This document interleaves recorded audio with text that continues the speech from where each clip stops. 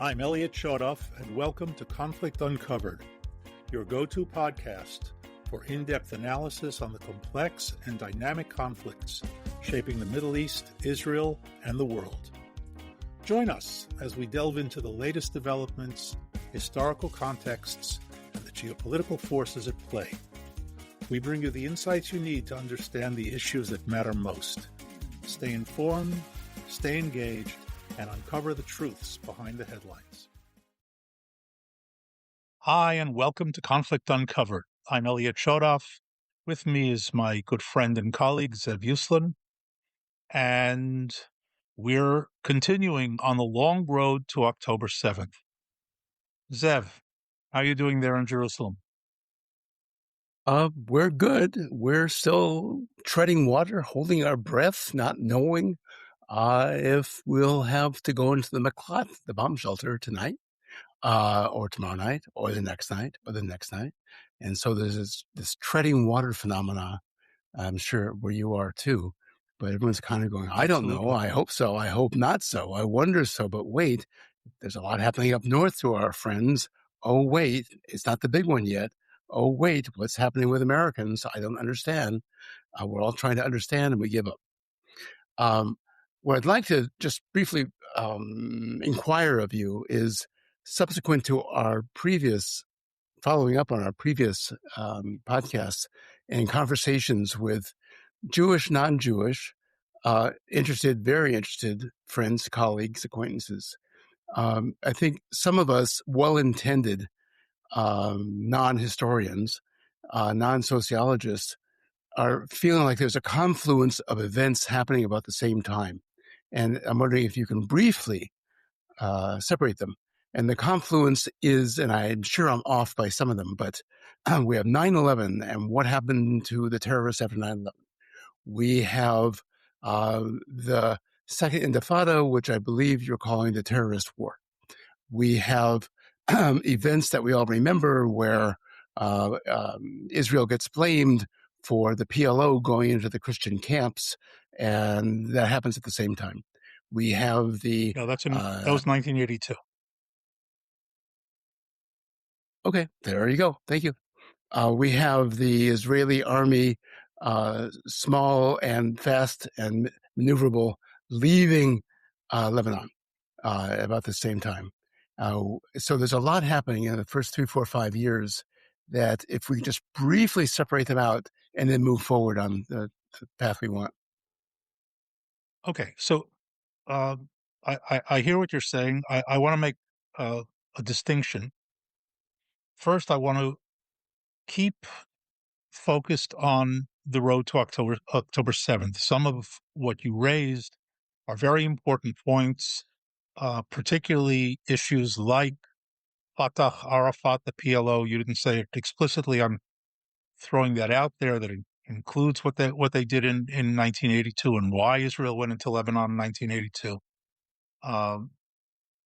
But what I'd like to do in this series of the road to October 7th is actually try to see the world around us reflected through the eyes of Israel, its leaders, its institutions, which bring us to October 7th. And here, I think it's important that I want to make clear, Hamas and Yahya Sinwar are guilty for what happened on October 7th.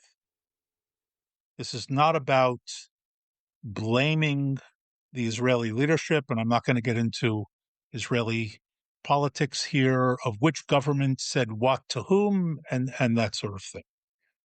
What I am saying is that, and I will say this repeatedly, the Israeli system, the security system with the IDF at its core, failed utterly, totally, and miserably on October 7th. And that, in my opinion, requires a better explanation than they were all asleep at the wheel. Because too many very, very good people made either bad or no decisions in the critical hours of October 7th and leading up to it, that require more than, oh, they just messed up. It was much deeper than that. So once again, our path here is historical, obviously, because it's tracking the road, but it's tracking the road through the perspective of the Israeli institutions, government and military, primarily military, but the government is the civilian political leadership are the ultimate decision makers, especially on grand strategic issues.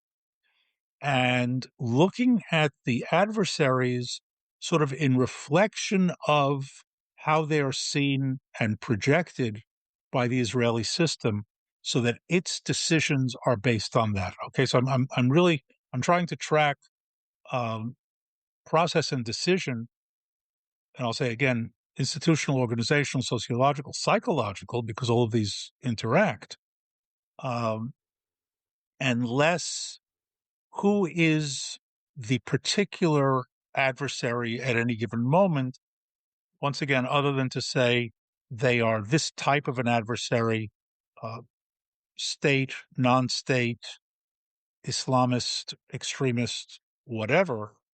And then I think in another opportunity after we've completed the road to October 7th, maybe to come back and look at these in sort of sharper focus, who they are and what they did. I Yes. hear you. I agree. No disagreement. I wish I had added the following and then asked that we look at it later on, which is, again, the Oslo Accords and the meeting between Arafat and Baruch and the American president in 2001 and the offer of the state. Again, if I'm speaking to everybody in the diaspora, these all become confused together. I understand they're as a historical perspective, not internal sociological, developmental, institutional perspective. But if we can address it down the road, literally down the road. Okay, so first of all, the Oslo Accords are critical to understand what I wanted to cover today, and that is the Gaza of 2002 through 2005 and slightly beyond. Because what we need to understand is that the events of 2002 to 2005, I'm referring to the peak of the terrorist war, the so-called Second Intifada in the spring of '02, and the withdrawal from Gaza, the disengagement under Ariel Sharon in 2005, are both rooted in the Oslo Accords. And obviously, logically, you can't say if not, then not. In other words, had there not been an Oslo, this would not have happened. It's a logical fallacy. But we can track the errors of Oslo to the period of post 2000, 2002, 2005. I will only interject. You mentioned the Camp David meeting in the summer of 2000. Arafat, Ehud Barak, and who was then Prime Minister, and President Clinton. All I'll say there is that it was a last-ditch effort just before the outbreak of the terrorist war of 2000. In other words, I place very little impact on it other than the indicator that was clear to everyone except the millions who refused to see it, including Israelis, that Arafat was offered well over 90% of what he ostensibly wanted, and he said no. And there's all sorts of stuff that's been written about it, some of it disinformation, but I want to come back to that in another place with a different focus. Okay, in terms of who is the adversary and what do they really want. Although I will say here, and I'm going to relate to this at another point later on, not so much in terms of peacemaking, but in terms of understanding in general. One of the failings that we have had, and it's not an exclusively Israeli one, is projecting our values on the adversary and saying things like, I understand what he wants because if I were him, this is what I would want. And of course, that's a fundamental error, which leads to all sorts of really bad places. So I'm going to swing back to Oslo for a moment, negotiations and ultimate agreements, and I'm not going to do this in detail. Early mid 1990s, and when the agreement is signed, its implementation is stated explicitly as Gaza, Jericho first. Gaza and Jericho first. In other words, the Israeli military is going to withdraw from Gaza. I'm going to say this again, early mid 1990s, and from Jericho. Let's leave Jericho aside for a moment. It had all sorts of interesting reasons for it, but Gaza for a few reasons. One of them was that already by the 1990s, the Israeli military was having a very, very hard time maintaining anything resembling order in the Palestinian population centers of Gaza. The dream, the fantasy, which Yitzhak Rabin, who was prime minister who signed the Oslo Accords, said was Arafat is now going to take over and he's going to control the terrorists in these places, and we're not going to have to do it.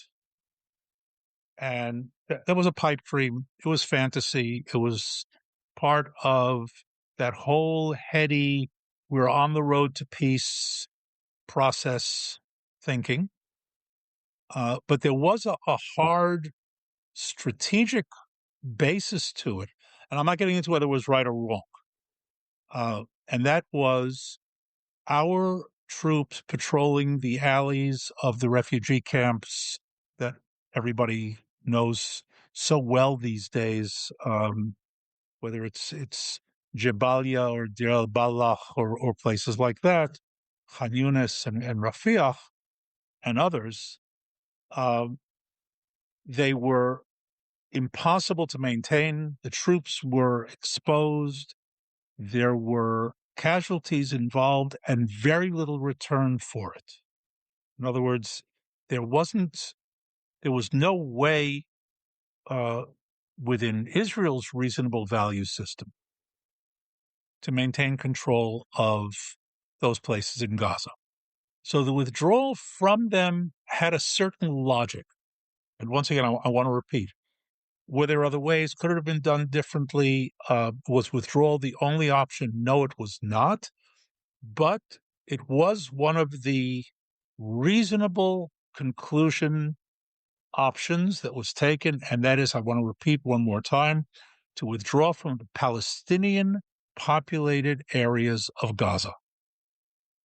The three major cities, Gaza City, Khan Yunis, and Rafiah, and the satellite towns and villages and neighborhoods and refugee camps, once again, many of whose names are now familiar to anybody who's been following the news since October 7th. What remained were the Jewish residential areas, the largest in a cluster called Gush Katif, and 6 other towns, villages, kibbutzim, moshavim, I hate the word settlement, scattered, 3 of them isolated, Morag, Kfar Darom, and Tsarim, and 3 of them aligned along the northern border of the Gaza Strip, just over the border where the nearest Israeli city was Ashkelon, kibbutzim and moshavim like Yad Mordechai, Netiva Sarah, Erez, again, for those who are familiar with the map. So the bulk are in Gush Katif. We've got 6 others, 3 isolated, 3 along the border, and the Gaza division of the IDF, made up of 3 full brigades, stationed headquarters in Gush Katif, near the town of Neve Dekalim, and operating at full capacity, trying to maintain order and security within Gaza, for the Jews in Gaza. How many people is a brigade or soldiers, or 3 full brigades? Okay. Ish. Let's say this: an Israeli division ranges in size from between 7,500 and 11,000. So you can divide that into 3 for brigades. That's not precise because they're attached units and that sort of thing. But for our purposes, 10,000 troops are in Gaza. And this is in the 90s, with Lebanon still a very, very serious issue. The IDF, to remind you, is still in the so-called security zone, or what I always refer to as the insecurity zone, maintaining order in Judea and Samaria, guarding the borders of Syria, Jordan, and Egypt, trying to train new troops, existing formations.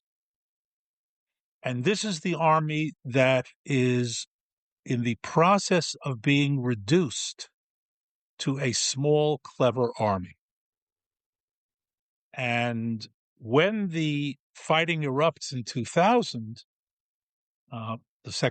the terrorism war that I refer to, the so-called Second Intifada, it becomes blatantly obvious that the blanket has been cut way too short to cover all the limbs that need to be covered. The first thing, yes. Approximately, I know if our troops are in Gaza, 10,000, and on the Lebanese border, and Judea and Samaria, and Syria, and Lebanon, and Egypt, approximately at this point, round numbers, how many troops does that equal? About? It's hard to say, and I don't want to duck the question, because troops is not an adequate term here. Okay, and I mentioned this before. I want to repeat it. Right. Okay, so here I'll give you a number, and I'll explain why it's not all that useful. The regular IDF at the time is ranging around 150,000. However, plus reserves. However, let us keep in mind that the IDF, as a conscript army, and what I'm about to do is statistically wrong but illustratively correct.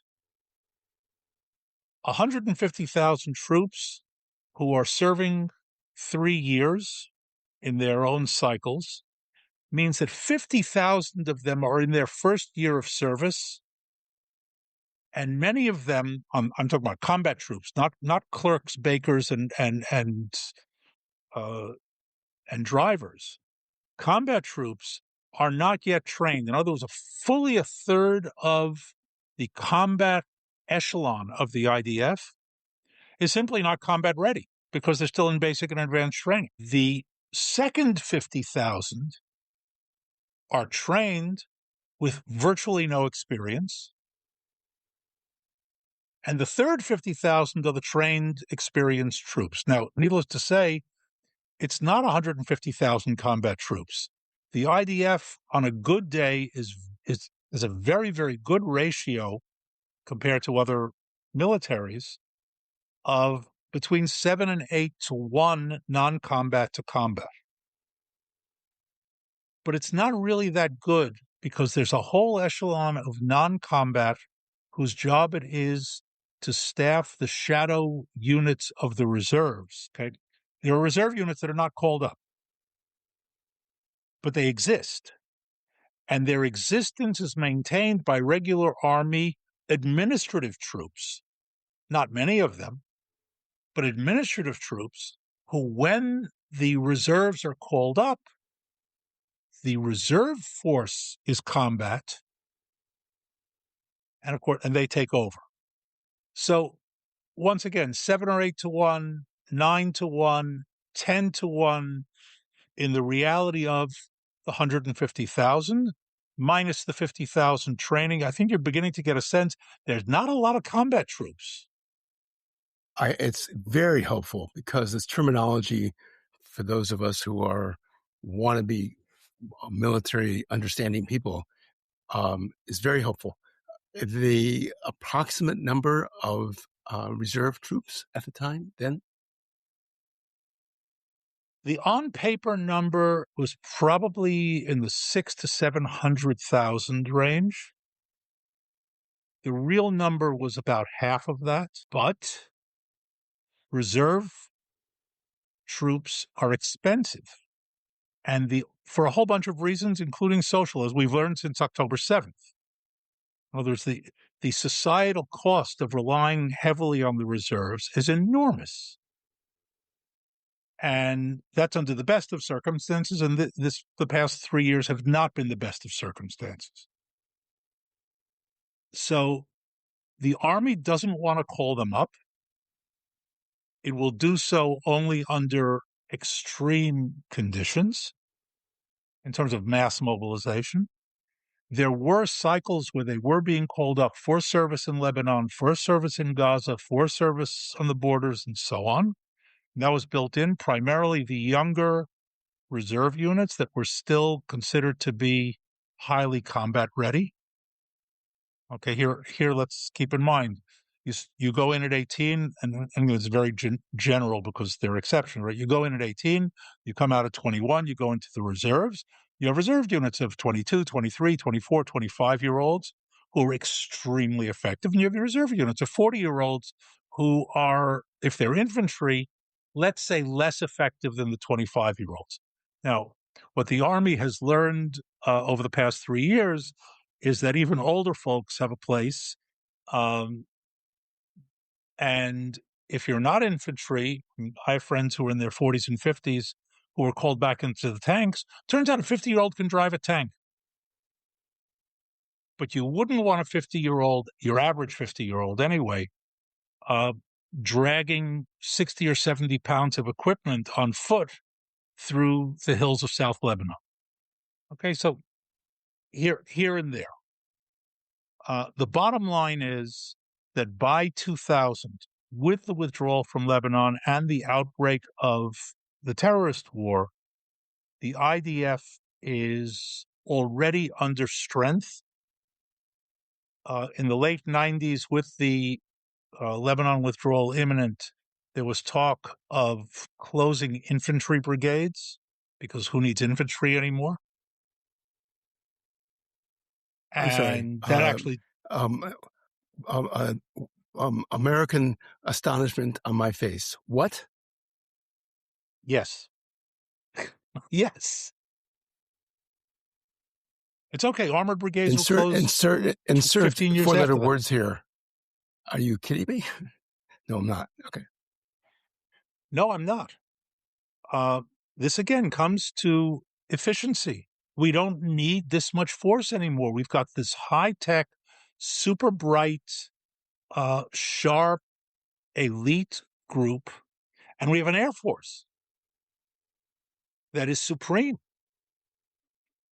I'll come back to the Air Force in a bit. So it took us a long way to get to 2002, but I think it was worth the trip. I got called up and ended up with a colleague in Gaza, in the Gaza division, at the request of the divisional commander, who said, I'm dealing with way too much. There was actually a plan to launch a similar operation in Gaza as was launched in Judea and Samaria.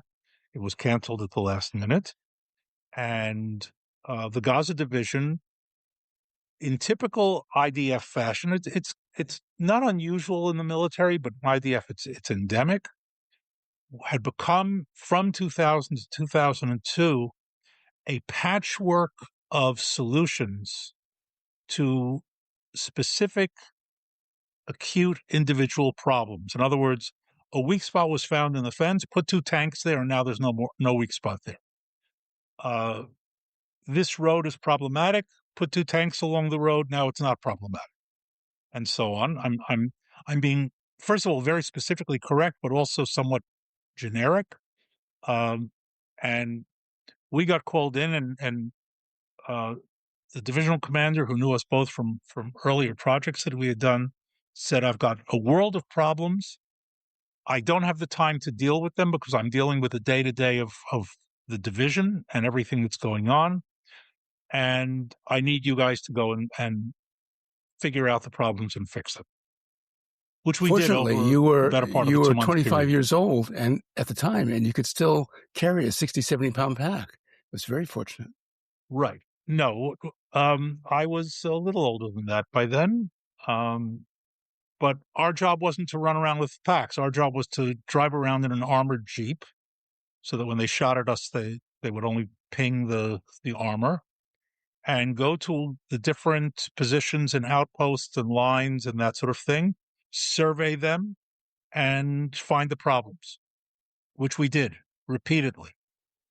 By the end of a couple of weeks, we began to realize that the problems were not acute, they were chronic. And in other words, the same problems appeared repeatedly across the boards. And to make a long story short, we went to the divisional commander and told him, he said, "All right, so, do what needs to be done. Rewrite the whole thing," which we did. And to make a long story short, without going into stuff that might still be classified, we changed the array. I will say, apropos things that will come up later, one of the things that we did was move troops into the towns of Gush Katif, because we said if you're going to protect the civilians, you need to be in the towns. And that was what was blatantly missing on October 7th. We did a few other things, quite a few other things. And we wrote a defensive order for the division. Now, a defensive order is not a 3-line document. It's a 30-page document, roughly, that goes into extreme detail, again, without going into the details. We submitted it. It was approved. It was put into practice. By the way, anybody who wants to go back and check the relative casualty rates from early 2002 and how they changed in the summer, by the summer of 2002, as a result in our change in order and doctrine, was dramatic.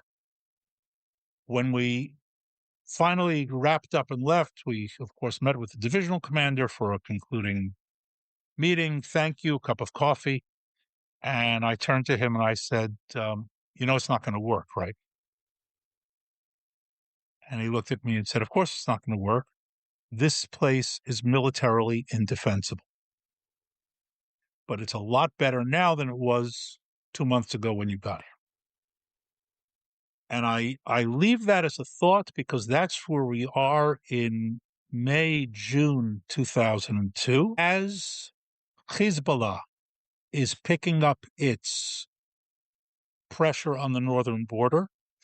There is no infantry on the northern border because it's busy trying to protect the center of the country and the Jewish population in Gaza. Here, I'll just, without going into numbers, roughly 30% of the IDF's infantry capability was dedicated to protecting 8,000 Jewish residents of Gush Katif. Now, you don't need to be Napoleon to figure out that this is not a good ratio. And the Just north is getting clobbered by Hezbollah. Little mathematical confusion. At one time, perhaps not concurrent, you said that there was 10,000 troops in Gaza, and then I think you just said then there is 1/3 the IDF active troops were in Gaza. I said infantry capability.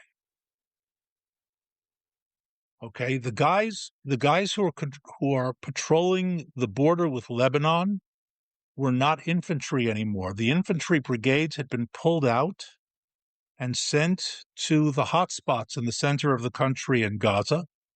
And the people who were patrolling the northern border were tankists and artillerists pressed into service as infantry. Now, these are amazing, amazing soldiers. But that would be like taking me, and I was a pretty good soldier in my day. I still serve, but now I sit in a chair and I write stuff. I was a pretty good soldier in my day. The guys I was with were pretty good soldiers, but I wouldn't want to sit in the seat of an F-15. It's not my job. It's not what I know how to do. And for that matter, I wouldn't know how to fire a tank gun to get much closer to it and much lower tech than an F-15. The tankists are not infantry. The artillerists are not infantry.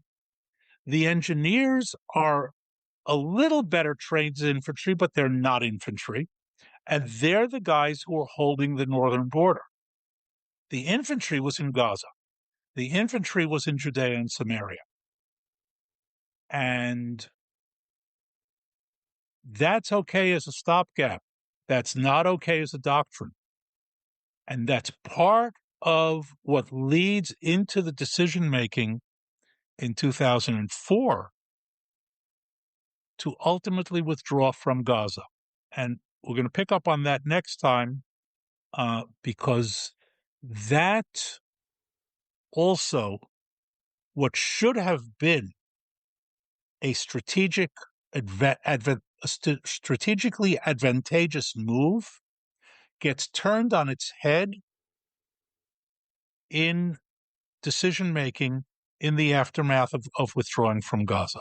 I'm going to leave that hanging out there because I want to deal with the Gaza disengagement, the withdrawal as a unit. But here again, as a teaser, with all of the background noise about Sharon and what he was trying to do and not trying to do, the bottom line is the military knew it and Sharon knew it, that the situation at the time was not sustainable and the options were extremely limited in terms of how to continue to hold the territory. So with a shrinking military, a shrinking budget, increased threats, north, center, and south, decisions were made under those circumstances. So leaving once again, whether it was a good decision, a bad decision, the right decision, the wrong decision, that is the beginning of the logic behind it. And we'll pick up on that next time. Thank you, Elliot. All right. Well, to our listeners, thanks for being with us. Hope you at least learned if you didn't enjoy. And as always, stay safe, stay engaged. Thank you for listening to Conflict Uncovered. As always, it's been another rough day in the Middle East. We hope you found this episode insightful and engaging. If you enjoyed this episode, please subscribe, share and recommend with your friends, and review our podcast on your favorite platform. For more in-depth analysis and exclusive content, join our community and follow us on social media. Stay tuned for our next episode as we continue to explore the critical issues shaping the Middle East and the world. Until next time, stay informed and stay safe.